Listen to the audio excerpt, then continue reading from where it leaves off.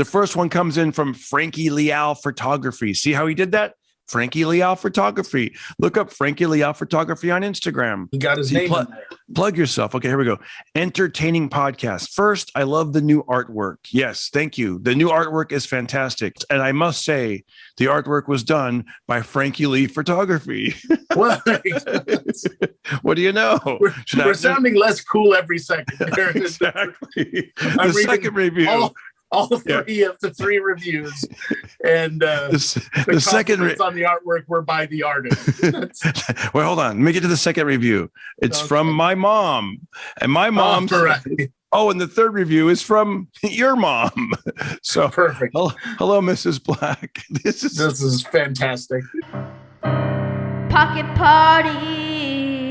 And we're back. Hey, everybody. It's Darren Carter, the party starter with the Pocket Party Podcast. And we have your boy, Mike Black.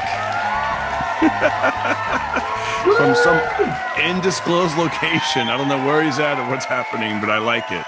It's supposed to be the Fortress of Solitude from Superman. Oh, I was going to say that. That's what I kind of thought it was. If I'm out of the way, you see 2 Kryptonians holding up the former planet Krypton, which didn't work out for anybody.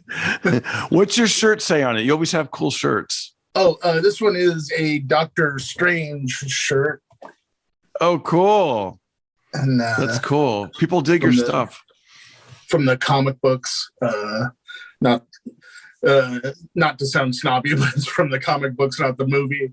And it's he's levitating at full spiritual capacity, so he has multiple arms on each side like Shiva. Oh wow. And he's in front of a giant version of the Eye of Agamotto, his power source. Well, one of his power sources. Man, there's times I could definitely use an extra hand. You know, you ever you're grabbing 2 things, and then especially when I started self-filming myself, at comedy shows, I'm like, okay, I got the audio to this, the camera, but I got to carry the tripod, and then I got to carry the. It's like, well, it's funny. You never really see. It's from, I believe. I'm kind of talking out of school because I don't really know for sure, but I believe it's based on Shiva the Destroyer. And, if you're called the Destroyer, you need a bunch of arms to do that. Yeah. But it's a very, it's a sign of, spiritual potency. And Jimi Hendrix used it on an album cover once. Oh, yeah. It was him, but with a bunch of different arms playing guitar. And it was he doesn't really need them. He's exactly. Just fine with 2. I want to start out with some dates out the gate right off the bat, guys. Listen to this. Whenever you're listening to this, this may have already happened, but this Wednesday, May 25th, I will be at Rock and Roll Pizza in Simi Valley. Get those tickets. Link in the bio. Link is in my bio. Rock and Roll. Wait, you're saying there's pizza and rock and roll? Dude, Rock and Roll roof? Absolutely. Rock and Roll Pizza at Bowling Alley. It doesn't get any better than that. Simi Valley, so the party bowling, starter. You got rock and roll. You got pizza. And you got Darren Carter all in one place. Oh, yeah, baby. You got it. And hey, but guess what? How much are these tickets going to set people back? I think that one's only $15. I think. I'm not sure. It's a bargain at any price. The next one gets even better. June 24th, Flappers Burbank. Flappers in Burbank. Hold on. Here's why it gets better. 7:30 show. You got to get there at 7 though, because the doors open. The doors open at 6:30. Right. The show starts promptly 7:30. It's in the Yoo-Hoo Room, Flappers, Burbank. It's going to be. But if you get there at 7, you're fighting your way through. It's pandemonium. Exactly. Well, here's the thing. It's limited seats only. It's a smaller room, and those tickets, once they're sold out, they're sold out. So they may add a second show, but we got to sell out the first one first. It's going to be Friday, June 24th, Flappers, Burbank, 7:30 show. John DeResta, Darren Carter. The John DeResta? Mike Black. Holy crap. I'm on this show? You're on the show, buddy, whether you like it or not. So you got Flappers, you got Burbank, John DeResta, Darren Carter, the party starter, and me?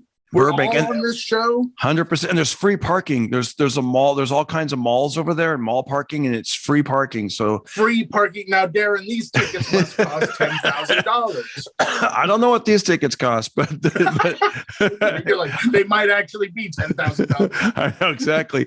And then it gets even better for my Texas friends, listeners, and fans. What? Check this out. I will be coming to Texas. I will be June 28th. And I want to make sure I pronounce it right. New Braunfels, Texas. It's near San Antonio. I'm going to be there July 28th at the best bar in town. It's called Goofy's. I'll be at Goofy's in New Braunfels, Texas. And the link is in the bio. In New Braunfels, where I believe Charles Bronson was the mayor for at least a month and a half. Yep. In the Lone Star State. Absolutely. And then that Friday and Saturday, July 29th and 30, I'll be at the Upstage Lounge in San Antonio. What? And I've never been there. San Antonio, Texas. Alamo. Birthplace of Mike Black. You're going to be. No way. Yes, it is. It's absolutely. That's so cool. Believe how incredible this lineup of dates has shaped up to be. I got a question. Why did your parents choose to have you being born in San Antonio? That's how life works. That's where they lived at the time. Oh, okay. They didn't leave Colorado to give birth. Born. They weren't like, let's get to San Antonio immediately. Because like some babies are born under the water. Yeah. They do that water birth. They're like, hey, there's a San Antonio River down there. Why? What do you think they thought was going to happen in Texas? They're like, I have a feeling this baby is going to appreciate barbecue brisket. So let's get to San Antonio immediately.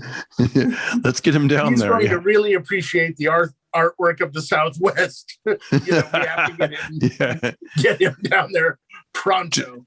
July 28th, 29th, 30th, coming to San Antonio. And get this, August 17th, 18th, I'll be at Off the Hook in Naples, Florida. In Naples, Florida, not to be confused with Naples, Italy. No. You'll be it's going to piss off all the Italian listeners, but you're going to be in Naples, Florida. I'm coming to Naples, Florida. It's a very upscale area. August 17th, 18th, Off the Hook.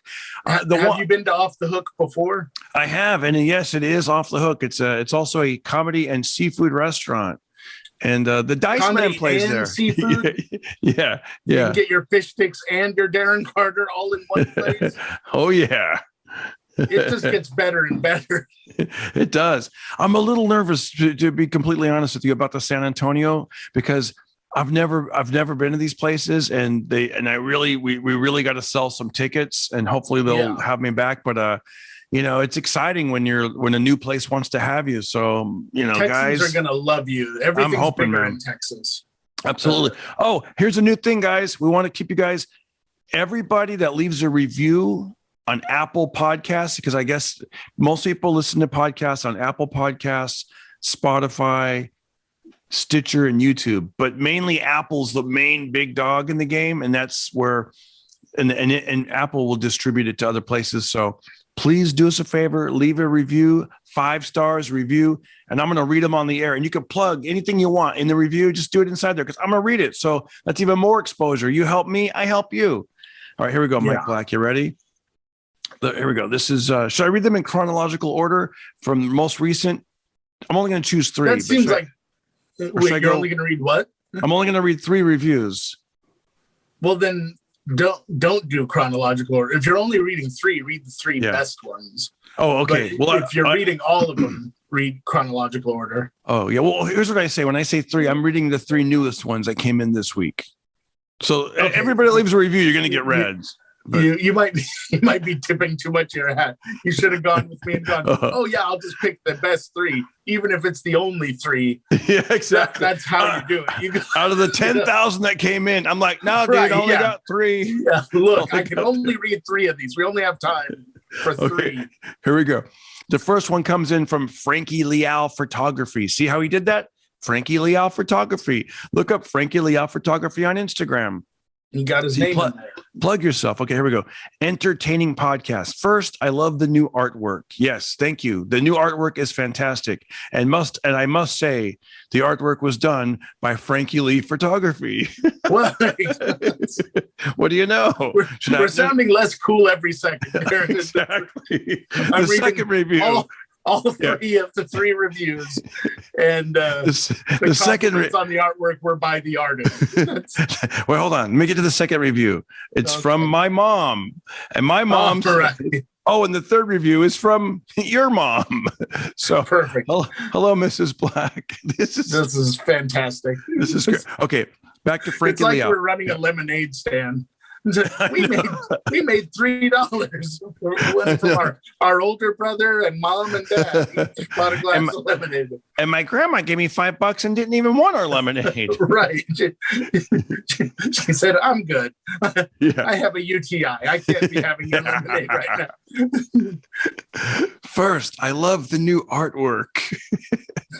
Second, I've been listening for a long time, and I love how entertaining the podcast is. Listening to Pocket Party Podcast while commuting makes these road trips faster. Thank you, Darren. And that was who was it though? Frankie Leal Photography. Oh, you're still on the first one. Okay. Oh no, I'm on now I'm on the second one. This is Official Busy Izzy OG. She writes, "Love this podcast. Hi, I saw you perform at Bruce's Lounge, and now I'm listening to your podcast, and I think it is dope. Your podcast and your comedy stand-up is effing awesome. Can we see you do stand-up again?" And on Instagram, she's known as Official Busy Izzy OG. Official Busy Izzy OG. Can I ask, is Official Busy Izzy OG your business manager? No, 100%. I don't even know who that is. I have no idea. Someone we don't actually know. The only one I knew was Frankie Leal Photography. Oh, here comes another one. Love it. Always look forward to the new ones. This is from Polography. I've been following Darren. Polography, like a pole. Oh, polography. Yeah, I looked him up on line, and I guess he's a photographer, but he photographs women exclusively deals in poles. On pole, like women that do like stripper. I hate to say stripper, but like they do like a stripper pole workout, like exercising. That's what they're called, strippers. But these are like women who aren't. Well, I think these are just people who want to stay in shape. Sex workers. I don't think they're sex workers. I think they're just like exotic dancers. Then I think they're just like pole, like not. I almost said pole workers, but no. No. In a manner of speaking. Yeah. Hold on. No, I really think it's more like. Let me look it up. Pole dancing aerobicists. Yeah. It's like for fitness and stuff. Like I think it's like just strictly for the fitness of it. It's like the guy who reads Playboy for the articles. It's the right. Yeah, exactly. They're just on that pole. They're not interested in making money. They just they do it for the art, for the craft. I don't know if you've ever worked a pole before, like trying to like climb up a pole or try to. It's not as easy as it looks. Going just off of your pantomime, I don't see how it could be as easy as it looks. Dude, one time I went to a who climbs a pole like this, like they're doing a cha-cha. Cha-cha-cha. Hey, I tell you, one time I went to a fire station near Sacramento, and the firefighters were like, hey, you guys want to, we went up to the second story, and we're like, damn, that's the pole. I actually slid down the fire pole, and I wore shorts, and dude, all you hear is my legs going. Like on the way down. Yeah, I was like, no wonder those guys wear those coveralls and boots. Did you get a rash? Yeah, I did. Yeah. I got a rash. It was very painful. I wish I had the recording of it somewhere, because I remember somebody recorded it, and all you hear is just them laughing and I remember when we were kids, back when we were kids, all of the playgrounds and stuff were made out of wood and metal. They weren't made out of like the fancy stuff they have now, the space age polymers and what have you. Oh yeah. and they would have metal slides, and it was fine in the winter because everyone was wearing like pants and stuff. Yeah. But that first day of summer, inevitably, every kid that wore shorts would jump onto that slide and just stick there on their legs and just be like, ah, and you'd hear that screech. Dude, that's all oh my Awful. gosh. And it was boiling hot, so to add insult to injury. Oh yeah, it was boiling hot, and it was like the bars, you'd burn your hands, and the whole, gosh, kids don't know. Kids do not know. And why don't they have more swings? It's like every playground you go to, there's like 2 swings. It's like they need two swings that everyone fought over. I know. And the place, whatever it was called, looked like Thunderdome. It was like a big, disgusting. It was like old metal that had been thrown away, old tractor tires and stuff like that.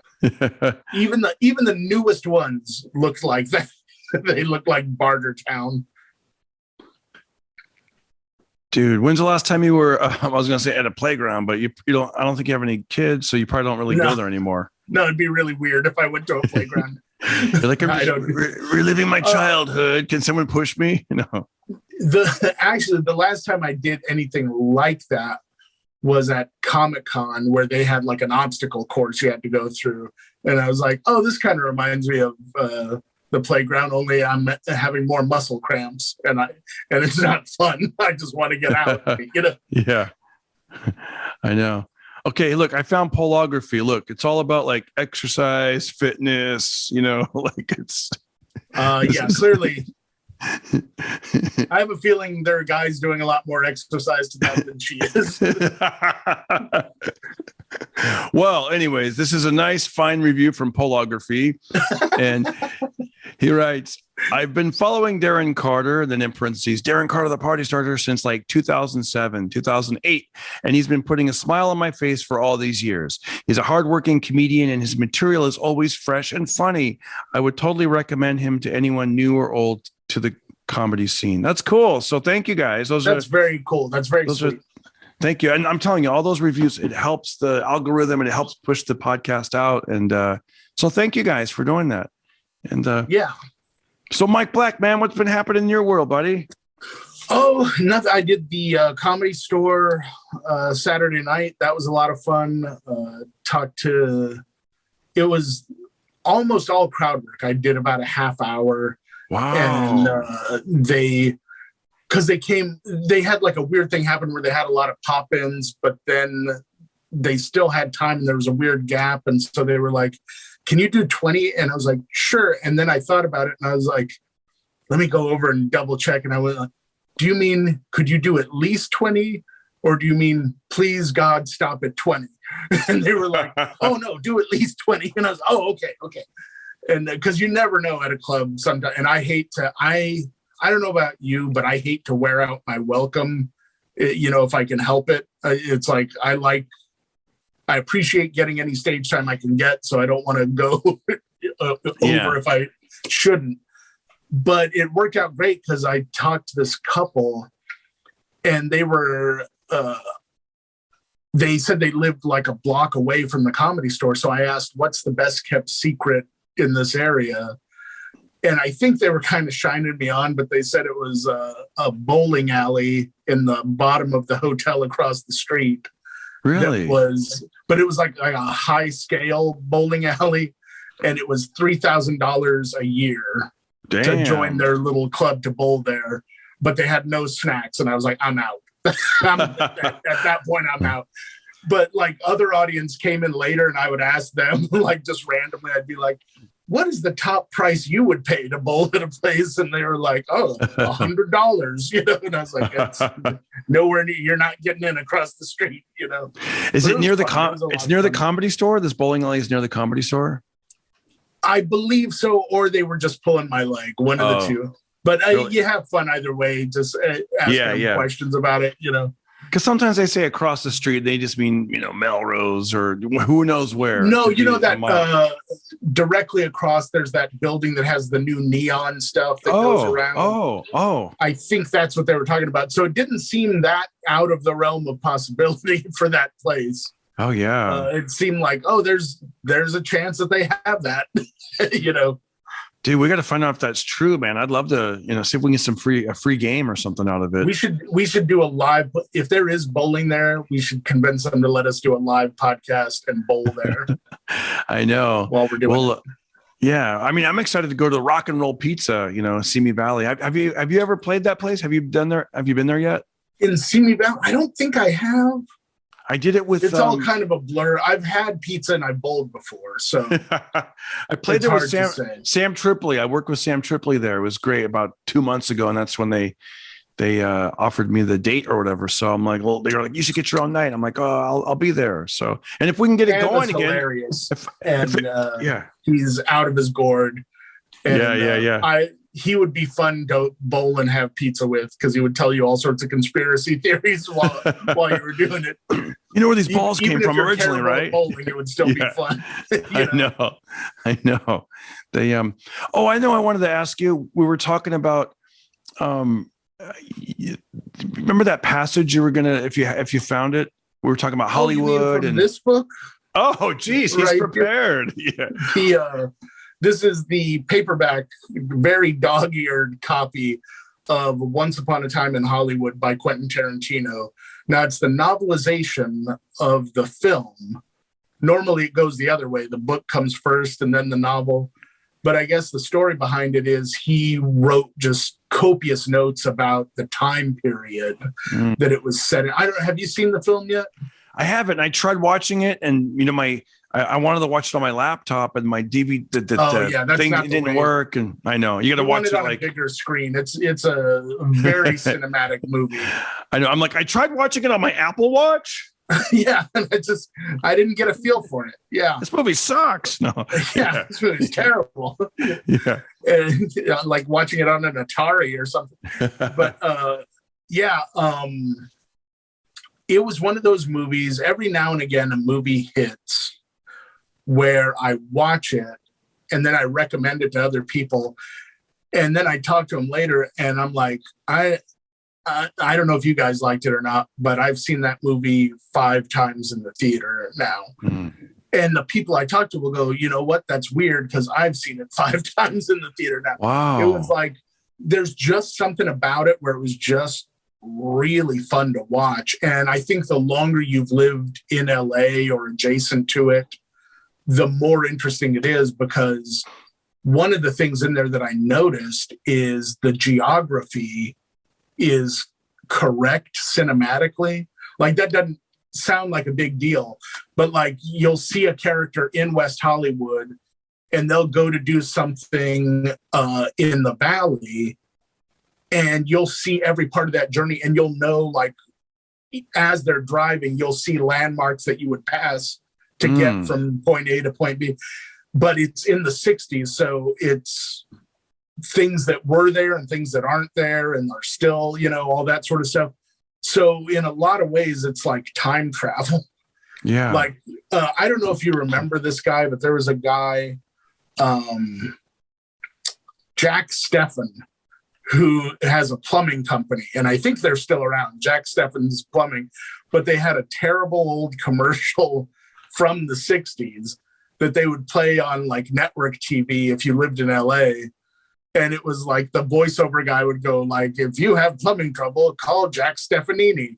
And Jack Steffen would go, it's just Jack Steffen, and like that. And it was a terrible commercial. That was the whole meat of the commercial.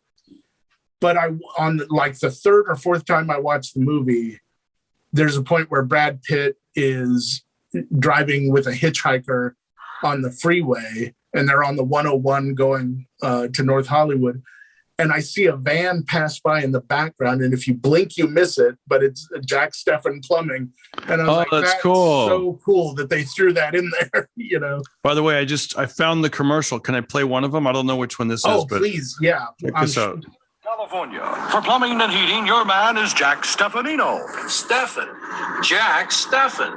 Fix any household problems. Just charge it. Your man is Jack Stefanski. Jack Steffen. Quick service 7 days a week. Call your man, Jack Stefanovich. Jack Steffen. Plumbing or heating problems in the home? Call your man by telephone. Jack Steffen. We're in the white pages. Ooh. What they didn't show in that one that he does in my favorite version of it Yeah. is when the guy finally gets it right, he does this. He goes, he gives one of the old okays. Okie dokie, we got it. You did it right finally. You know, it's funny when I would watch commercials like that growing up, right around the ages of like 13, 14, I thought 15, I think I want to write commercials because it seems kind of simple and fun, you know? Yeah. Like that style. It seemed like I could come up with that. Like, okay, I'm a funny guy. And oh yeah, you know? and the bar was real low too. Like, yeah. Even a little kid was like, I could do better than this Folgers Crystals ad. Yeah, exactly. You know, Celestial yeah. Seasonings. This is nothing. I got this. Yeah, you know, like, yeah, exactly. Like, okay, he's going to be working on something. They mispronounce his name. And then he looks up. No, it's the party starter. Yeah. And then you don't say, it's like, I could do that, you know, like, how hard could that be? But I do like a little bit of a simpler time when it comes to things like that. Like, you know, it's like it catches your eye. It's like, all right, But yeah. So the reason we were talking about this book is I mentioned to you that there was a passage in there, and it relates to life in showbiz, where a character kind of realizes that his life in show business, what exactly it is, and Tarantino is, of course, a very, very good writer, but this particular one, I think this passage would strike a chord with anyone who's working in entertainment, and it's about a paragraph. So if you'll indulge me, please. I want to hear this. I'll read it. I'm going to omit a little bit that is like just contextual to the book, but doesn't matter to the passage so much. Okay. And so this is a character who's just kind of come to realize what his life has been. And for the first time in 10 years, Rick realizes how fortunate he is and was. All the wonderful actors he'd worked with through the years, all the different actresses he got to kiss, all the affairs he had, all the interesting people he got to work with, all the places he got to visit, all the fun stories he got to live, all the times he saw his name and picture in the papers and magazines, all the nice hotel rooms, all the fuss people made over him, all the fan mail he never read, all the times driving through Hollywood as a citizen in good standing. He looks around the fabulous house he owns, paid for by doing what he used to do for free when he was a little boy, pretending he was a cowboy. Wow. But I just thought that was such a great, step back from what it applies, whether you're a raving success or, only did one thing once, like maybe you did a commercial one time, there's something in there to be grateful for that you got to do, because ultimately you're doing a thing that you would happily have done for free as a kid. You know? I just thought it was a really cool little passage in that. It really is. It's, Yeah, when you said that, it made me think about like different hotels I've stayed at, different dreams you've had as far as like, I want to achieve this goal. And I remember that when I particularly like the line, all the fuss that was made. Yeah. That because I'm sure you get that way. Like when someone picks you up from the airport, that's from the club or whatever, and they're super nice to you. And you're like, I don't really deserve this, or like if they send a limo or something like that.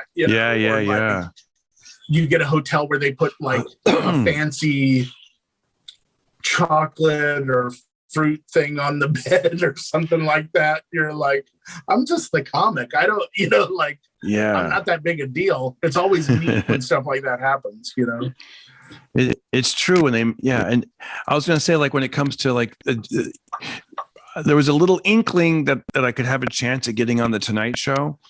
And I remember, I remember like the talent bookers were there at the Ice House. They'd see me at the Ice House and they were like, are you interested in doing this? And I'm like, absolutely. Why not? I'd love to. Yeah. And so I remember like, Oh, I just got the notice that we got 10 minutes. Oh, okay. So I'll wrap it up. But so Wow. I remember that. I know, right? It goes, this thing flies by quick, dude. So they were like, would you like to do it? I go, yes.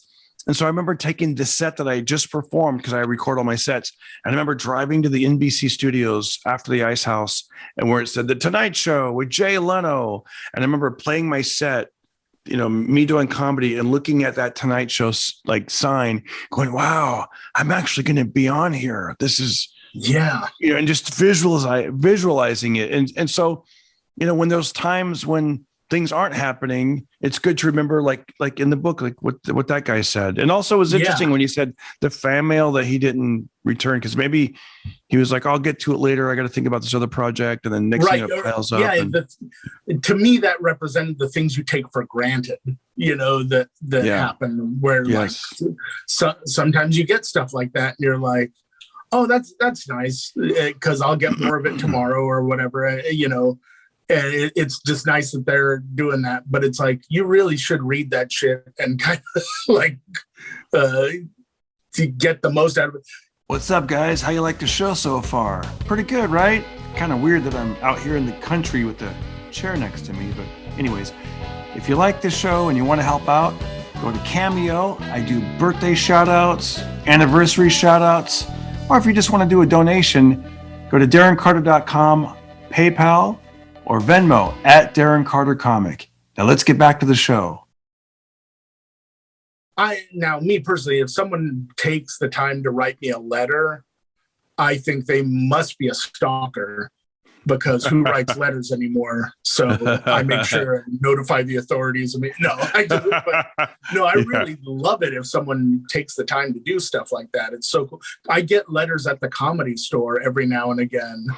And I didn't know that was a thing, but they have a box of like mail that comes in. Oh, cool. And a lot of it's been unclaimed and stuff. And it's like, check that box every now and again, because there might be something in there for you, you know? Wow. It's such a neat thing, because I got one that was like a Halloween card from 2012. And I was like, oh no, I did not write this person back. That is like, it's a little late now, you know, but yeah. That's funny. So you guys, do you let us know, do you like these video podcasts with Mike Black? Do you like the phone call podcast? Does it matter to you? The video ones, I like the pros because we can see each other and there's like a connection. I the like downside, it, but is this 40 minutes? Because it didn't feel like 40 minutes at all. Right now, it says because you can only record for 40 minutes. Right. And then so we have 7 minutes left before. So it's been 33 minutes. Unbelievable that we've been talking that long. I know, it's crazy. So the video, it's good because we can see each other, and you know we're both like eye candy, so it gets more views. No. Yeah.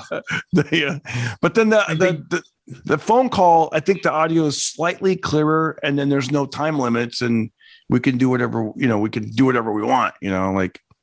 I do whatever I want anyway. Exactly. Yeah. Time be damned. Yeah. I'm doing whatever I want. Oh, I want to watch, and I didn't watch it last night, but I want to watch John Denver. I know we're breaking edge here, cutting edge stuff, but I want to see that John Denver, George Burns movie called you were telling me there's 3 of them. Oh God. Yeah. There's Oh God, Book 2, and Oh God, You Devil. Man. And they star national treasure, legendary comedian George Burns from Burns and Alley, Burns and Allen. God. Oh God, Book 2. They were a great comedy duo. If you don't know, she was, as Andrew Dice Clay once said to me, he was like, you have to be really, really intelligent to play dumb. And she played one of the dumbest characters in TV, and she was phenomenal.